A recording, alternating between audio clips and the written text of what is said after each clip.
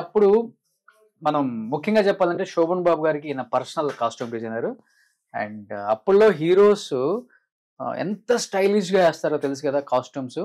అంత స్టైలిష్ గా కాస్ట్యూమ్స్ వేయాలి అంటే దాన్ని ఎంత క్షుణ్ణంగా పరీక్షించి ఎంత మంచి బట్టలు వేస్తే అందంగా ఉంటారో హీరో అని వీళ్ళు ఆలోచించి తెర మీద అంత అందంగా మనకు చూపిస్తారు మన హీరోస్ ని. అండ్ ముఖ్యంగా శోభన్ బాబు గారు, మోహన్ బాబు గారికి కూడా ఆయనే, మురళీ మోహన్ గారికి ఆయనే. సో అక్కడ ఇంకా వర్క్ చేస్తూనే ఉన్నారు ఆయన. మీకు చూస్తే ఆయనే సాయిబాబు గారు అంటే. సో సాయిబాబు గారు నమస్తే.